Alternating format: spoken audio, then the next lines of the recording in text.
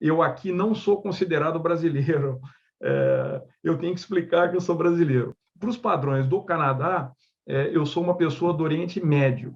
E para os padrões de Vancouver, eu te contei naquela época, eu sou um iraniano. A cada semana, às vezes 3 vezes por semana, eu estava entrevistando alguém. E isso foi gerando uma quantidade de conhecimento brutal.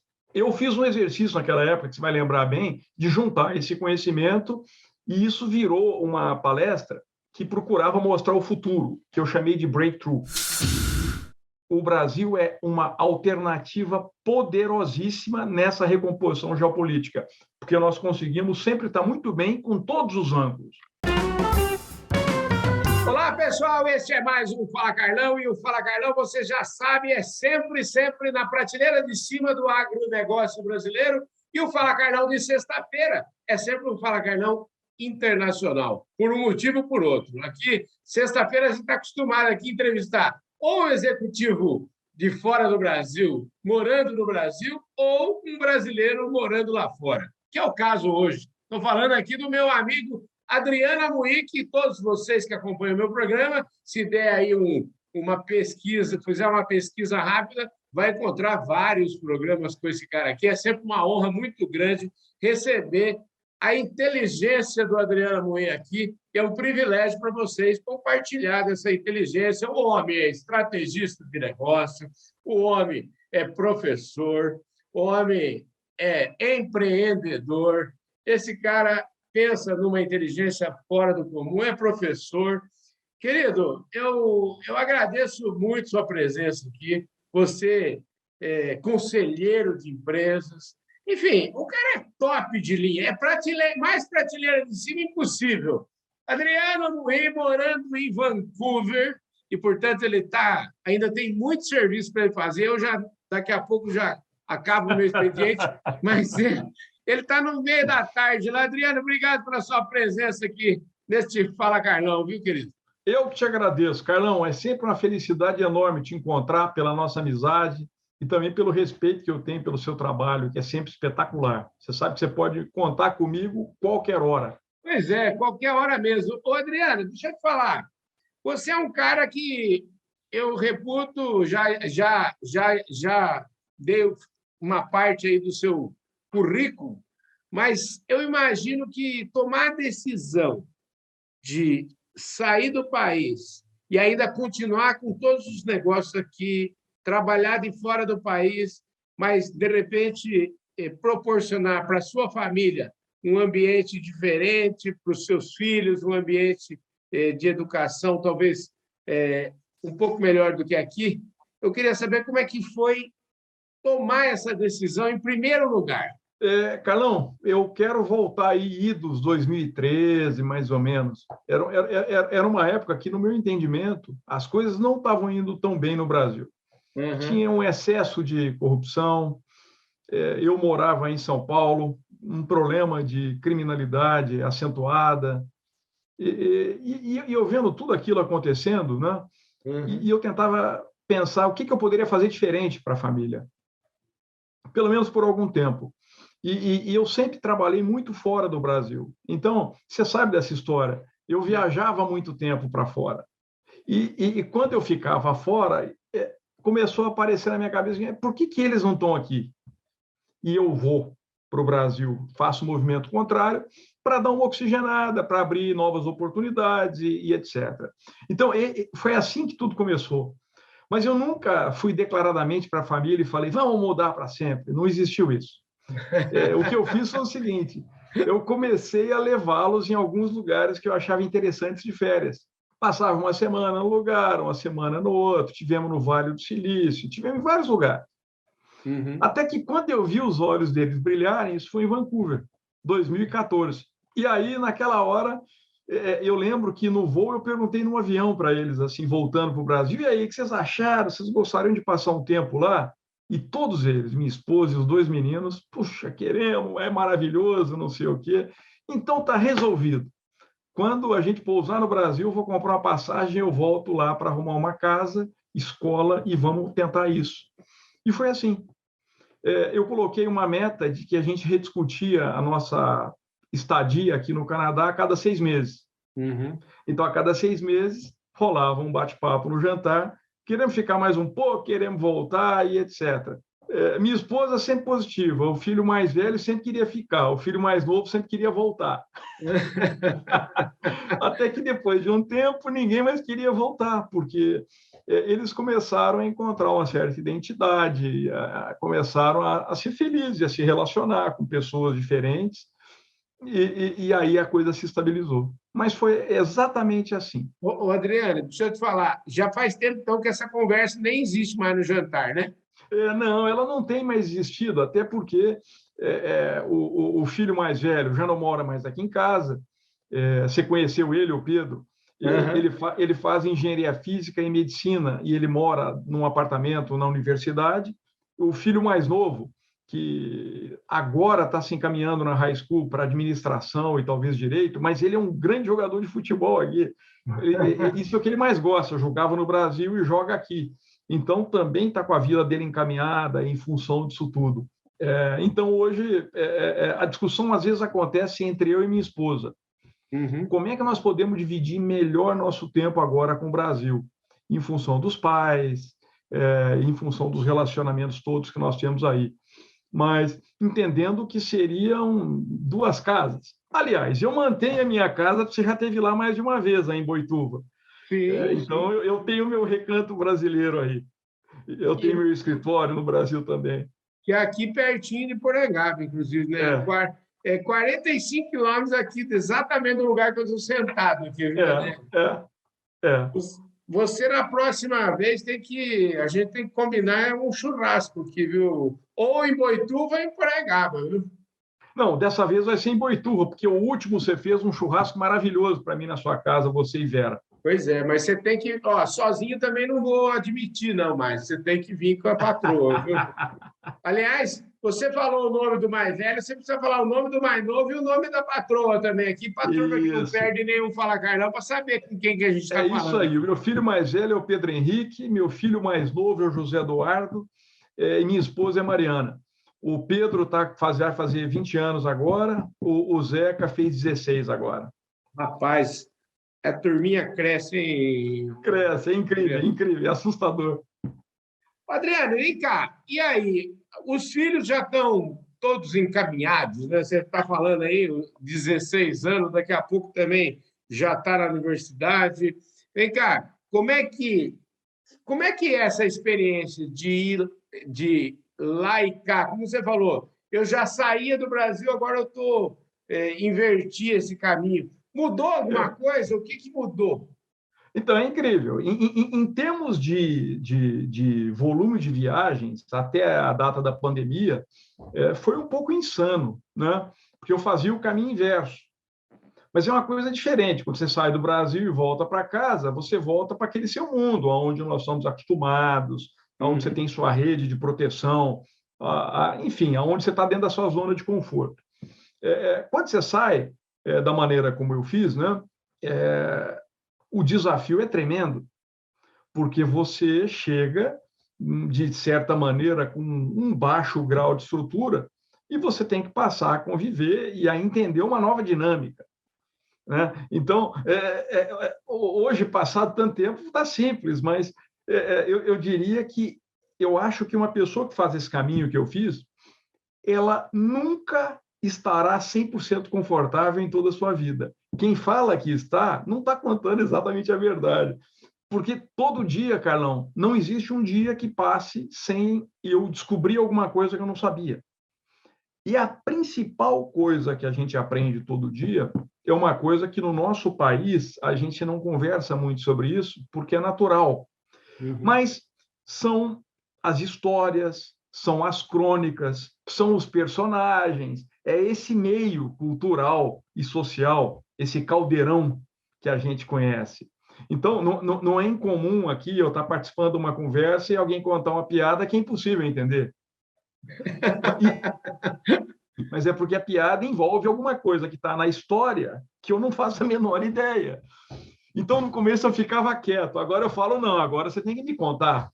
E aí eu me tornei um obsessivo leitor sobre o que é esse país, quem são os personagens, qual foi a história no detalhe, e pesquisando. Você tem que ler sem parar para você entender as coisas. E isso é muito legal, porque isso faz com que o seu cérebro esteja numa movimentação absurdamente interessante.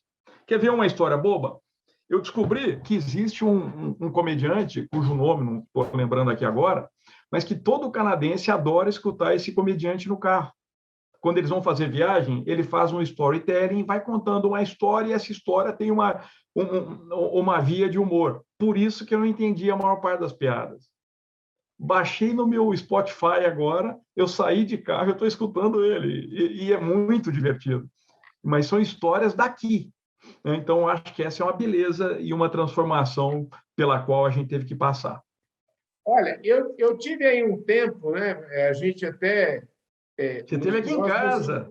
Nós nos encontramos 2 vezes aí na sua casa, e assim, Vancouver é uma cidade lindíssima, né? Então, eu queria que você falasse um pouquinho sobre como é que é o dia a dia, assim, hoje você já está plenamente, como é que chama? Adaptado. Eu vejo que de vez em quando não, você sempre faz suas corridas aí. Como é que é viver num país onde meu avô falava assim que aqui no Brasil a gente pode beber pinga para caramba e dormir na calçada, porque não vai acontecer nada comigo, o clima vai ser fresquinho, eu vou acordar no outro dia e vou embora. Como é que é viver num país onde, se a gente fizer isso, provavelmente você não acorda no outro dia, né?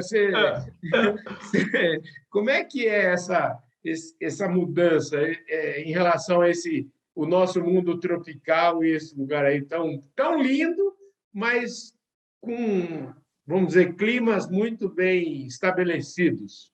Hein, Carlão? De fato, essa questão climática foi uma das coisas mais importantes que a gente precisa aprender. Não só pelo clima, óbvio, mas porque esse país ele é regido pelos ciclos da natureza. Tudo acontece em função das 4 estações.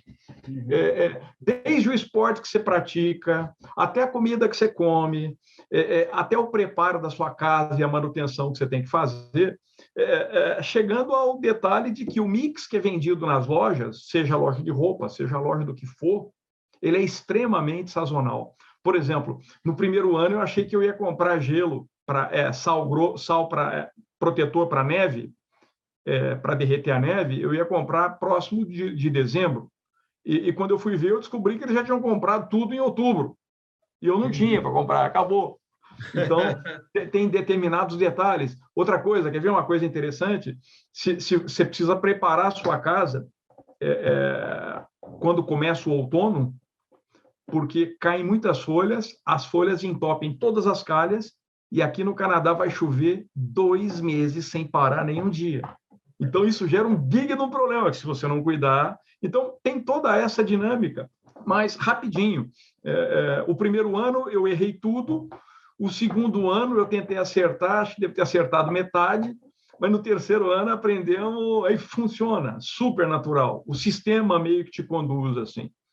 Vem cá, o sistema aí funciona, já que você falou de funciona, vamos pensar como é que o Brasil pode ser amanhã, se é que a gente vai ser algum dia, né? Então, já para a gente começar aqui a falar um pouquinho mais de...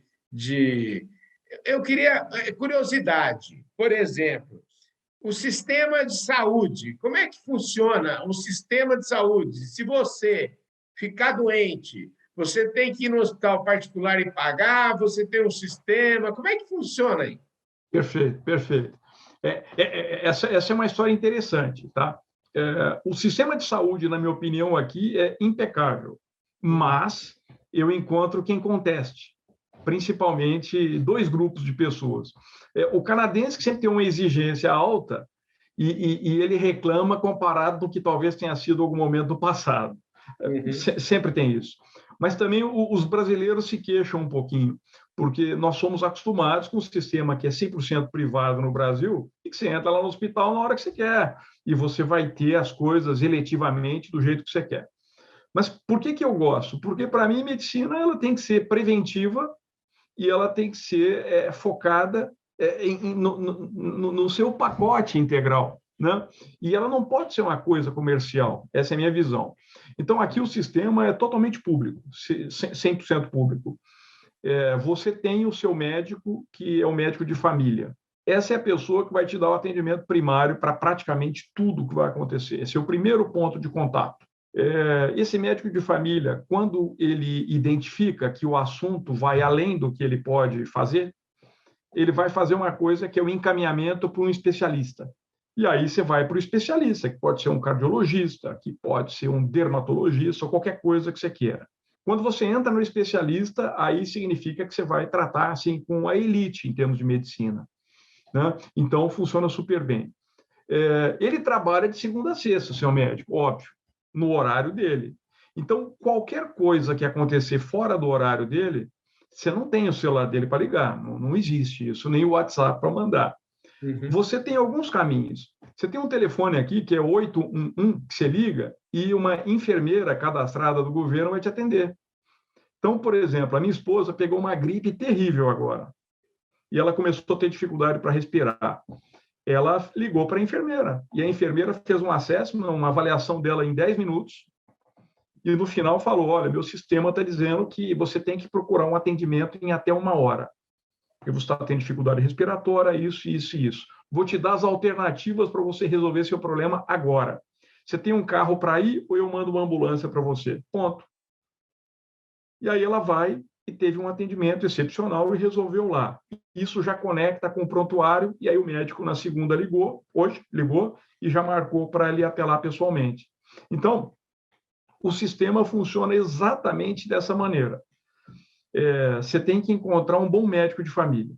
Agora, esse médico de família que você está falando, ele sempre será o mesmo médico? Ou seja, sempre que você tiver um problema, você vai ser atendido por esse cidadão? Exatamente.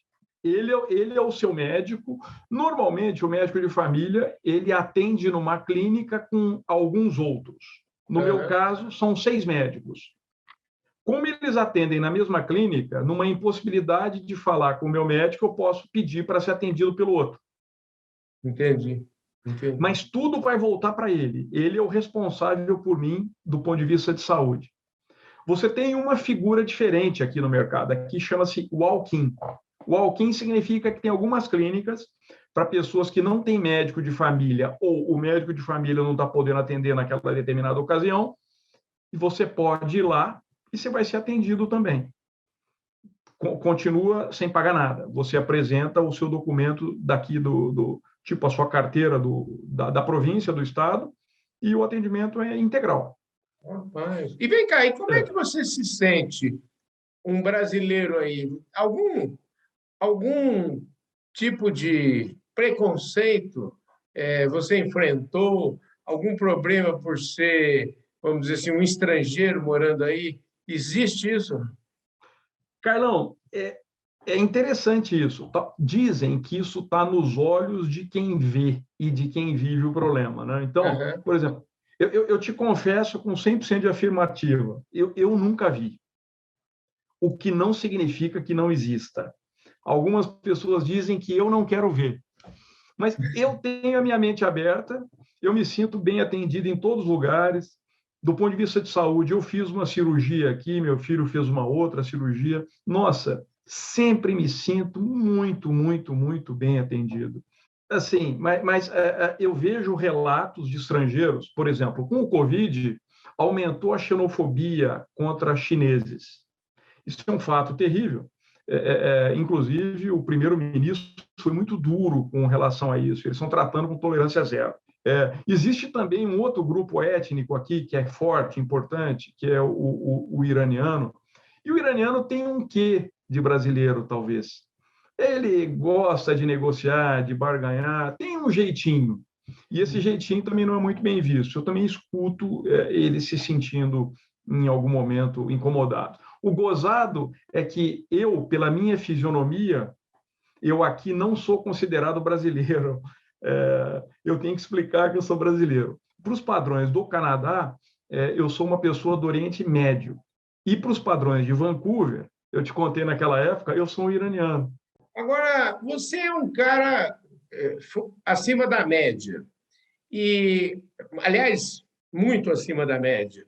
E eu queria saber, e isso eu estou falando do ponto de vista de falar a língua, né? E eu acho que o falar a língua é um negócio que, vamos dizer assim, realmente, acho que a chance de você sofrer preconceito ela diminui no exato, vamos dizer, na exata medida da sua habilidade em se comunicar, porque nós estamos falando de comunicação. Eu estou falando uma Sim. bobagem, ou isso não tem nada a ver, ou você acha que foi o seu domínio da língua te ajuda nisso? Não, tem dois ângulos nisso, Carlão. Uhum, No começo, eu ficava muito inseguro por falar, porque uhum, por mais que você tenha domínio, né, o sotaque brasileiro é um sotaque difícil. E uhum, você tem certas vogais e consoantes que são usadas aqui que não fazem parte da nossa língua. uhum, Então, eu desconheço brasileiros que consigam assim ser tão precisos na linguagem. Então, eu ficava inseguro. Até que um dia, os canadenses começaram a me dizer o seguinte: olha, você jamais poderia ficar inseguro, porque tecnicamente você está muito à frente de cada um de nós. Veja, você fala a sua língua natal e você está aqui conversando comigo. Não importa a qualidade de como você está falando. Eu, que uhum. sou canadense, falo só a minha língua. Então, o fato de você tentar falar e de você já expressar abre um canal absurdo. Agora, eu te confesso que eu busquei programas que me ajudam a diminuir o sotaque, tem cursos específicos para isso, que te ajudam a dar um pouco mais de fluência. Não sei o quanto isso resolve a vida de quem me escuta, mas isso aumenta a minha segurança. Entendi. Eu diria que é mais o meu lado.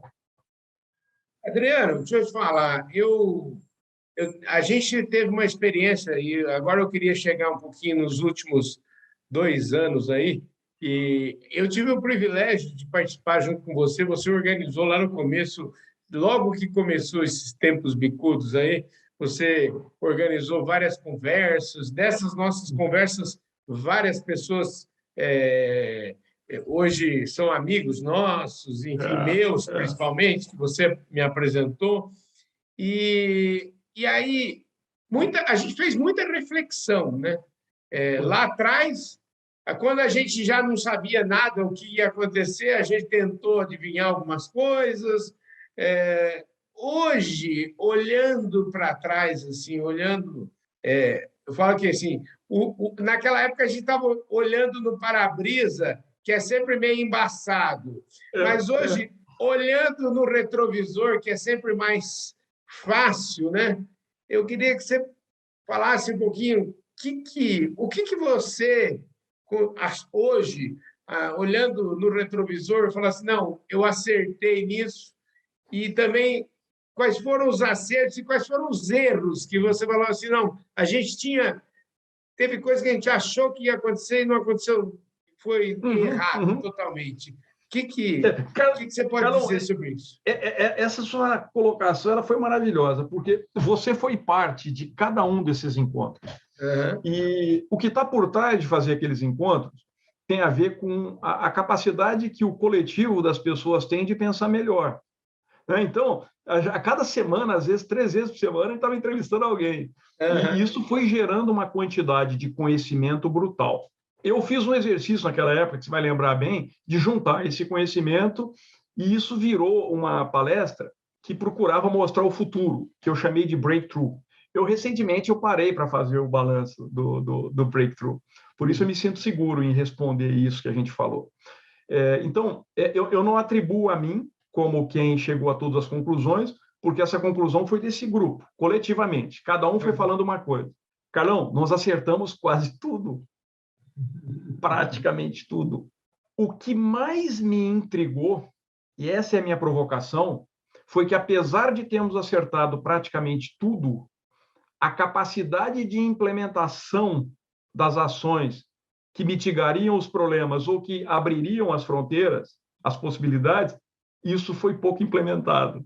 Entendi. Então, Isso gera um nervoso, porque de um lado você tem uma visão clara e essa visão se confirmou, e do outro lado, o ritmo com que as coisas deveriam acontecer não aconteceu da mesma maneira.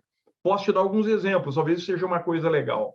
Você vai lembrar, quando eu coloquei um slide lá atrás, abril, maio de 2020, e coloquei da seguinte forma: o Brasil passa por uma transformação geopolítica, e isso vai trazer grandes atritos, isso vai trazer quebra de supply chain, e isso vai trazer a necessidade de industrialização para o Brasil e para outros países também, e a recomposição das parcerias internacionais. Aí eu coloquei como exemplo, o Brasil nessa data deveria se associar ao Canadá, eu nunca entendi por que não é mais íntima a relação, indo num ponto em particular, que eu falei naquela época, porque o Canadá é o maior produtor de fertilizante do mundo.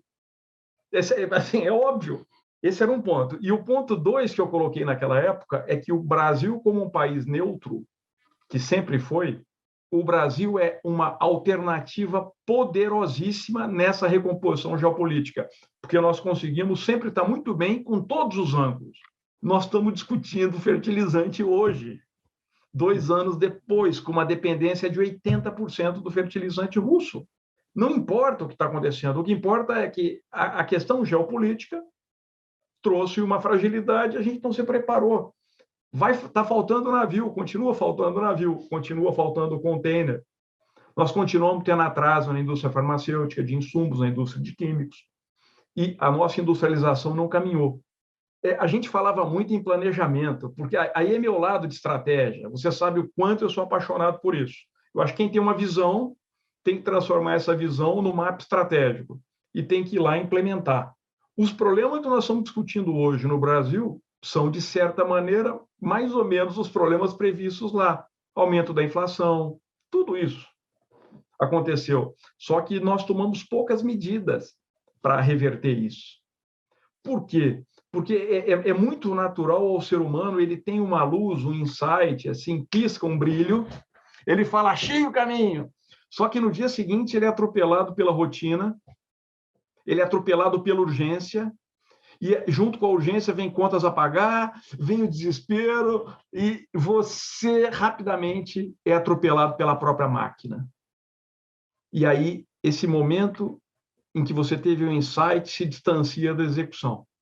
Então, para mim, assim, o grande aprendizado que eu vi nesses 2 anos, nós, como brasileiros, nós temos uma tendência de sentir muito, analisar pouco, planejar praticamente zero e partir para a execução. E toda vez que você faz isso, você tem uma carga de perda de produtividade gigantesca e você não tem um caminho estratégico. Então, você vai tentando.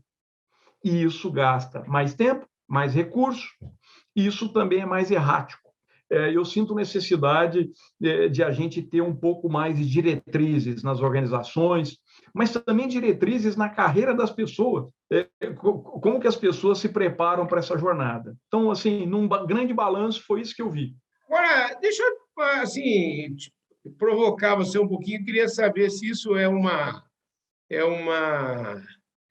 é coisa só de nós brasileiros, ou a impressão que dá é que o mundo inteiro está mais ou menos na mesma página em relação a isso? Ou que exemplo que você daria de um país, ou, sei lá, uma família, pelo menos, alguém que enfrentou direito essa situação e que chegou perto, vamos dizer assim, daquilo que você preconizava lá no começo? Sim, sim. Sempre você encontrar grandes grupos é mais difícil, você acaba olhando mais individualizadamente. Uhum. Eu quero começar aí pelo Brasil. Aí no Brasil, Carlão, eu vi organizações com quem eu trabalho de perto, seja como conselheiro ou em alguma outra função, como eu tenho esse lado de perseguir esse caminho, nós conseguimos implementar muita coisa. E essas organizações mudaram de patamar. Eu posso começar falando de uma delas da qual eu sou fundador, que é a DeepSeed, que você conhece. Nós seguimos exatamente a cartilha do que nós discutimos no New Directions, e o saldo foi que há 2 meses atrás nós abrimos um escritório em Houston e nós estamos expatriando gente do Brasil para Houston. O Brasil vai ficar com pesquisa e desenvolvimento em engenharia de petróleo toda a parte comercial, marketing, engenharia aplicada vai ficar lá. Imagina, uma empresa brasileira, nascida no Rio de Janeiro, pequenininha, hoje é a grande fornecedora para Repsol, para Exxon e para Shell no mundo inteiro de sistemas de inteligência e planejamento. Então, esse é um exemplo. A gente foi buscando exatamente o que a gente aprendia no New Directions e implementando. Uma indústria de bens de consumo ligada à higiene e beleza, tradicional, familiar mineira de Divinópolis.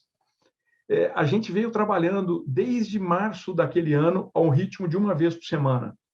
E a transformação foi tamanha que essa empresa quase dobrou de faturamento e culminou com a venda por um valor extraordinário para um fundo de investimento. Mas ela teve uma disciplina assim doentia de pegar um insight, planejar e executar o tempo inteiro. Então, eu vejo aqui alguns exemplos. Agora, no âmbito pessoal, eu não sei, eu tenho muito orgulho de falar isso. Eu talvez queira falar do meu filho. Você imagina, o Pedro Henrique, ele estava na high school quando tudo isso aconteceu.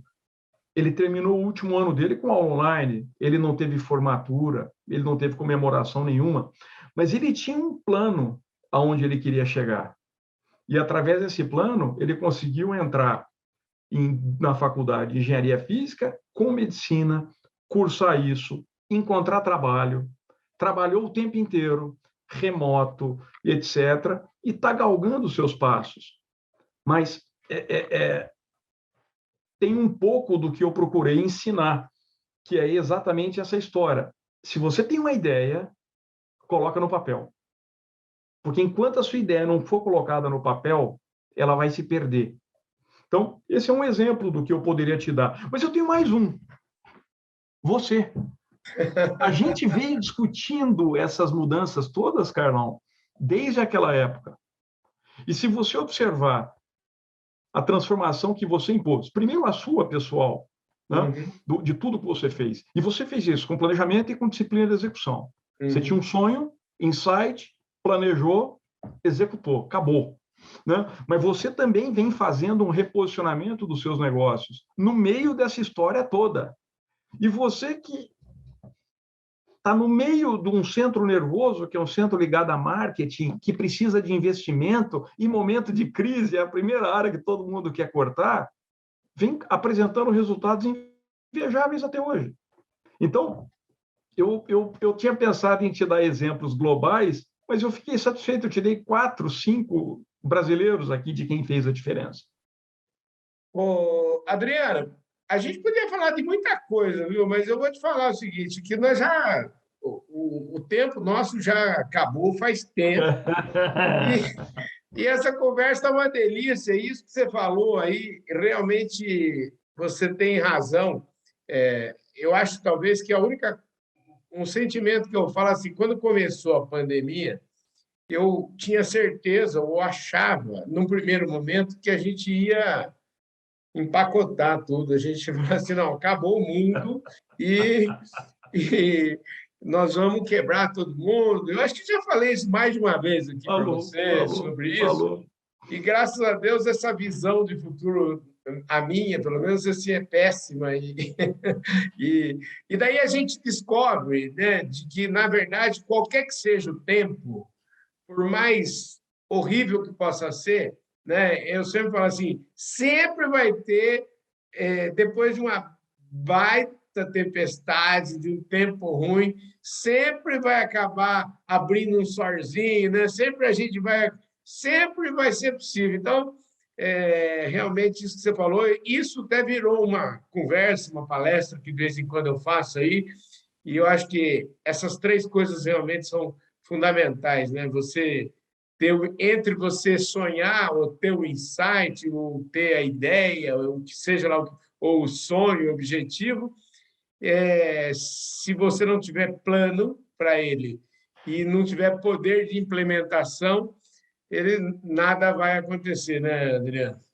Exatamente. E aí, tem uma dica que eu queria dar para todo mundo que está escutando. O planejamento sozinho não te leva lá também.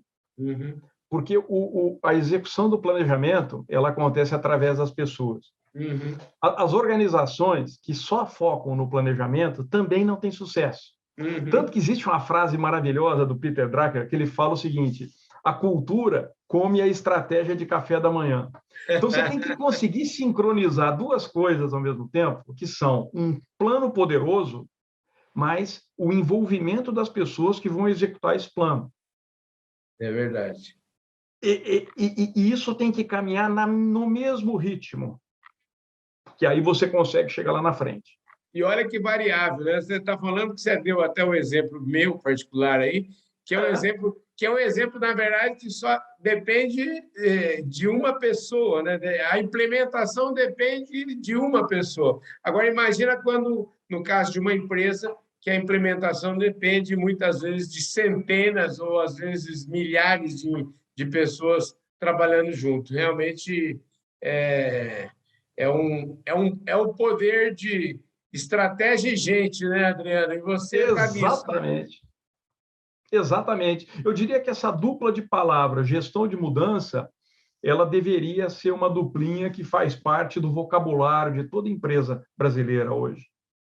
Porque, Carlão, você falou o seguinte, você usou uma frase que eu gostei muito, que é depois da tempestade vem a bonança, mas o ponto é o seguinte, só que a próxima tempestade vem mais rápido, porque tudo está acontecendo numa velocidade tremenda. Aquilo que era a teoria de falar que as crises eram com maior frequência e velocidade, hoje se confirmou, né? Você vê, a gente nem sossegou do Covid, veio um conflito na Ucrânia. Se não sossegou do conflito, tem a Delta Cron. É o tempo inteiro.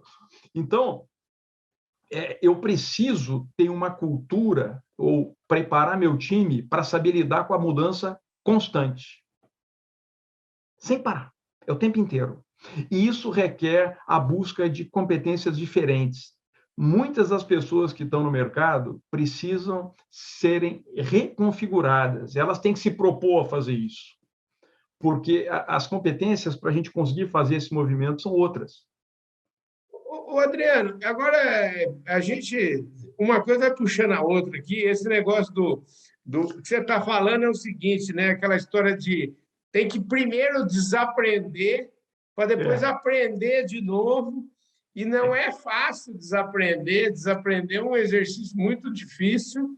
E vem cá, isso tudo, no fundo, é um pouco, para dizer o mínimo, um pouco estressante, né? E aí, para a gente fechar essa história aqui, na verdade, não é nada. Eu nem quero resolver o fato disso ser estressante, como é que é. Eu quero saber o seguinte: como é que você, Adriano, lida com esse estresse todo, né? Como é que você faz para desestressar? Como é que faz para limpar o HD no final do dia? Porque eu sei que o seu dia aí começa muito cedo e termina muito tarde, eu acho, pelo fuso horário aí, né? Então, como é que você, o que você tem feito para limpar seu HD aí? Eu tenho duas coisas, Carlão, dois ramos que me ajudam a equacionar isso, tá? Um ramo é o seguinte: eu só faço o que está no meu planejamento. Uhum. E isso me permite fazer escolhas do que eu não quero fazer. Entendi. Então, o ato de falar não, ele é um ato muito importante. Eu decido o que eu não quero ler, eu decido o que eu não quero ouvir, e ponto. E isso me salva a vida. Uhum. Se surge um insight novo, se ele for relevante, ele entra no planejamento. Se não for, eu não vou perder meu tempo. E eu sou muito rígido com isso. Então, esse é um ângulo que me permite ter o meu mundo delimitado da maneira como eu quero viver. Agora, do outro lado, eu tenho meus momentos de descompressão. Eu sou absolutamente ligado à família, eu, minha esposa e filhos, pela própria característica de sermos só os quatro aqui. Então, eu me envolvo no planejamento com eles. Isso, para mim, é um momento de lazer, talvez um pouco de estresse para eles. O meu churrasco, ele continua sendo o meu momento inabalável de relaxamento, e eu tenho feito churrascos maravilhosos aqui. Você sabe que eu tenho aqui churrasqueira defumadora e churrasqueira a gás, então eu tenho tudo quanto é tipo. Eu corro há 3 anos. Essa foi uma mudança dramática na minha vida e tem me feito muito bem. Eu subo montanha. em alguns momentos. Então, quando eu corro, eu gosto de correr no plano, em outros momentos eu vou fazer caminhada até topo de certas montanhas, que a gente chama de hiking, e tem sido assim uma coisa maravilhosa, o que eu tenho visto, tem sido um momento de desestresse. Mas, por fim, você vai rir, eu ganhei um desses óculos de realidade virtual, por causa do metaverso, e dentro desses óculos tem coisas que são excepcionais. Uma delas tem um programa que ele faz uma espécie de um mindfulness, uma meditação, e eu faço isso toda manhã, e eu termino o meu dia com 2 atividades dentro do óculos, todas rápidas, 10 minutos cada uma. Uma, eu luto boxe com um cara gigantesco que tem lá dentro, é a hora que eu dou pancada e apanho assim pelo dia inteiro. E a segunda coisa que eu faço, eu amo aviação. Eu tenho pilotado avião na simulação em realidade virtual. Isso me leva para outro mundo. E aí, quando eu faço isso, eu sei que meu dia terminou, e aí eu vou me dedicar à família. Então, essa tem sido minha mágica nesse minuto. Maravilha. Ó, eu quero agradecer mais do que você faz sempre para atender nós aqui no Fala Carlão e ter esse papo gostoso que nós tivemos aqui, muito diferente. Tenho certeza que o povo gostou. Vocês acharam que a gente ia falar de um monte de coisa aqui? Você viu a conversa aqui? Foi muito diferente do que vocês imaginavam. Eu acho que é isso que faz a gente ter essa audiência qualificada que a gente tem aqui no Fala Carlão. Então, Adriano, super obrigado. E, você não esquece, hein? Churrasco em Boituva na próxima vez, hein? Carlão, super combinado. Estou ansioso para fazer isso para você. E obrigado. Para mim, assim, é uma alegria toda vez. Eu tenho tantas vezes que eu vim aqui no Fala Carlão. Isso me faz bem. Então, conta sempre comigo, viu? Maravilha, gente. É isso aí, gente. Você vê só que papo gostoso dessa sexta-feira aqui com a Adriana Moim, que veio contar a história dele já. Quanto tempo, Moim, aí morando em Vancouver? Desde quando? Desde 2015. Eu vim para cá em janeiro de 2015. Olha só, e ele falou para a família dele que ia pôr em votação a cada 6 meses, já não conversa mais sobre esse assunto, e acho que nós perdemos para sempre a família Moim lá no Canadá, mas eles estão super felizes. Eu sou testemunha disso, porque eles vivem num lugar maravilhoso, Vancouver é uma cidade extraordinária. Então, Adriano, super obrigado pela sua presença aqui, viu, querido? Obrigado a você, obrigado a todo mundo, pessoal. Estou sempre aqui à disposição. Obrigado. É isso aí, gente. Para você que ainda não se inscreveu, já sabe, se inscreve no canal, aperta o sininho para você receber as nossas notificações, deixa aí o seu like, o seu comentário. E para você que está na audiência nacional e internacional do canal do Boi, super obrigado para todos vocês, um forte abraço. Eu vejo todos vocês por aí no nosso próximo programa. Valeu, fui!